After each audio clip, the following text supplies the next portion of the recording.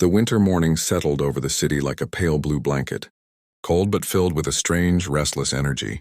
People moved quickly through the tall glass doors of Silver-Line Corporate Tower, clutching hot coffees and rushing toward elevators. Among the crowd, CEO Adrian Hale, known for his sharp eyes and even sharper decisions, walked with steady, long strides. His day had already begun with back-to-back meetings, and he expected nothing unusual. But something unusual did happen. As he waited near the lobby reception, checking a file on his tablet, a soft, trembling cough echoed beside him. He glanced over and saw a woman, thin, pale, her shoulders trembling slightly under a worn brown coat. She tried to balance a tray of boxed lunches while suppressing another cough. Behind her stood a little girl, maybe 7, with big worried eyes clutching her mother's sleeve. Her coat was too big for her tiny frame, and her backpack looked like it had been stitched many times. The woman bowed slightly to the receptionist. "Good morning. I'm here to deliver the catering order for the 10th floor." Her voice cracked mid-sentence. The girl tugged the coat gently, whispering, "Mommy, maybe we should go home." "You're not okay." The woman forced a smile. "We need this, sweetheart." Adrian found himself staring longer than he should have. Something about the girl's trembling lip and the mother's determined voice poked a corner of his heart he rarely felt. His assistant approached. "Sir, the meeting room is ready." Adrian nodded, but his eyes stayed on the mother and daughter as they stepped into the elevator together, the tray wobbling in the woman's weak hands. When the elevator doors slid shut, the little girl wrapped her arms around her mother's waist. "Mommy, you're shaking again." "I'm fine," the woman whispered, though her eyes closed for a moment as if even standing took effort. "Mommy just has to get through today." "You're sick," the girl said, voice barely above a breath. "You need rest, not work." The mother touched her cheek softly. "If I don't work, we won't have enough for rent this month. I promise I'll rest soon." The girl's eyes glistened, but she nodded. On the 10th floor, as they walked out, the mother staggered slightly, but caught herself on the wall. The girl immediately supported her, though her tiny hands could barely steady her. A few employees whispered, "Who hires someone in that condition? Look at the kid. Poor thing. Is she going to collapse right here?" The woman pretended not to hear, but the girl heard every word. Her face tightened, lips trembling.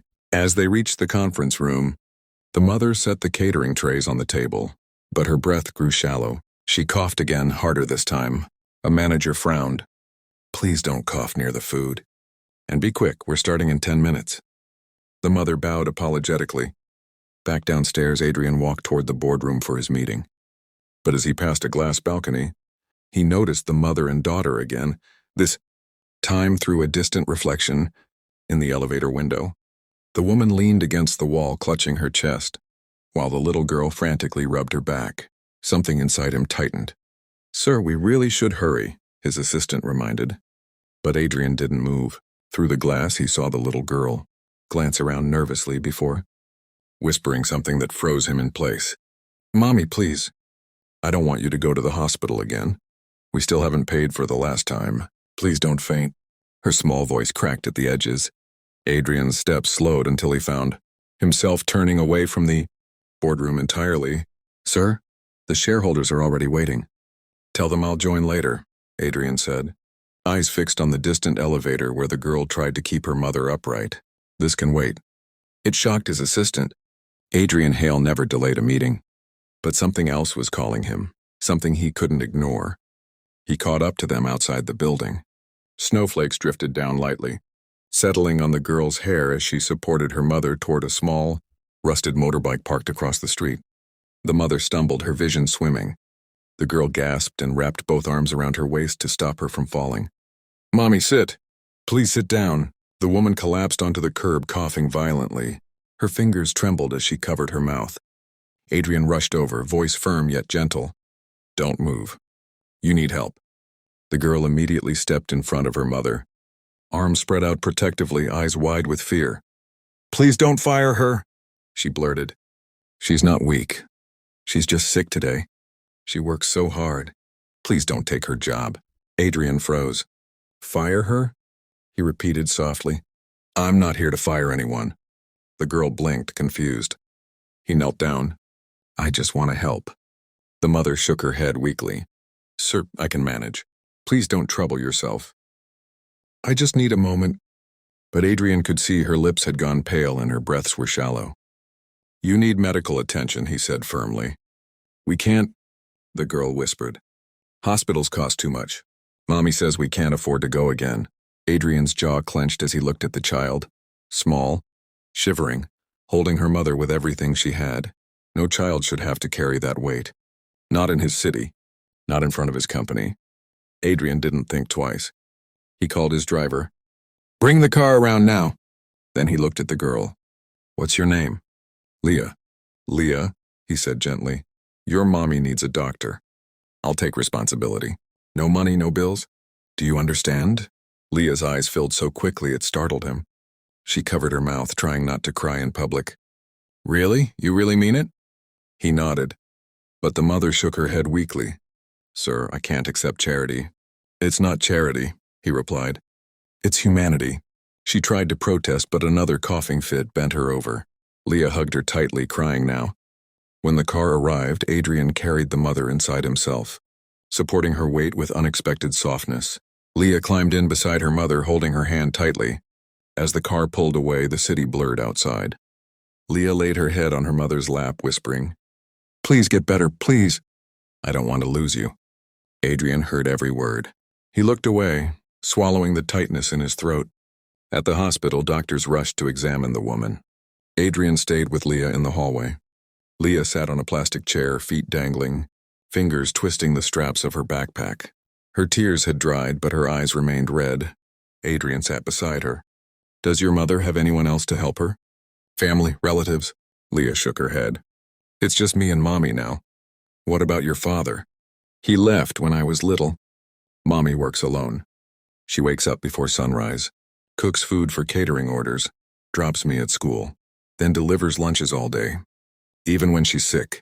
Adrian swallowed hard. Why didn't she rest? Because she says we can't afford another missed day. She says if she stops working, we'll have nothing. She says she'll be okay if she pushes through. Leah's voice softened to a whisper. But she's not okay, sir. She finally looked up at him. You're a CEO. You must know how to fix things. Can you fix my mommy? His chest tightened at the innocence of her hope. Before he could answer, a nurse approached. Sir? Your patient is stable but needs further tests. Leah's forehead wrinkled. Is she going to be okay? The nurse smiled warmly. She's strong, and she has you. Adrian watched Leah exhale in relief, her tiny shoulders finally dropping. Hours later, the doctor explained the situation. Severe pneumonia worsened by fatigue and untreated infection. She needed rest, medicine, and a break from heavy work. The mother looked embarrassed as the doctor spoke. I should have taken care earlier, but I had too many orders to finish. Adrian stepped forward. Stop thinking about orders. Think about your health. Sir, I can't be in the hospital. I have to work. I have deliveries tomorrow. No, he said simply. She blinked, startled. Adrian continued. From today, you won't deliver lunches. You'll work directly at Silverline. The woman gasped. Work? For your company? Yes, a stable job. Regular salary, benefits, medical insurance. Sir, why? You don't even know me. He glanced at Leah, who held her mother's hand tightly. Because someone has to protect the people who keep this world moving, he said softly. And because your daughter shouldn't have to whisper her fears to strangers. Leah's eyes widened. She turned to her mother. Mommy, why, did you hear? You won't be tired anymore. You won't be cold. You'll have a real job. The mother covered her mouth, overwhelmed. Tears dropped onto her blanket. She whispered, voice trembling. I don't know how to thank you. You don't have to, Adrian said. Just get better. That's enough. A week later, the mother slowly walked into Silverline Tower, this time not as a struggling delivery worker, but as an official staff member with a warm coat provided by the company. Leah held her hand proudly, skipping beside her. Employees who once ignored them now smiled, their faces softened with respect. Adrian stood near the reception, hands in his pockets. When Leah spotted him, she ran forward and hugged him, tightly, something that startled him but warmed him to his core. Sir, she said with a bright smile, Mommy is getting better.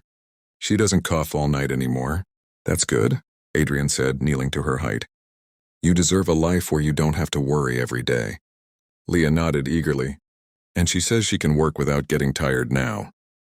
The mother walked up, eyes filled with gratitude. Sir, you changed our lives. Adrian shook his head softly. No, you changed mine.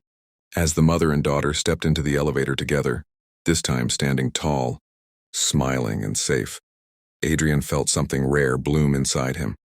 Not business satisfaction, not corporate success, but something deeper.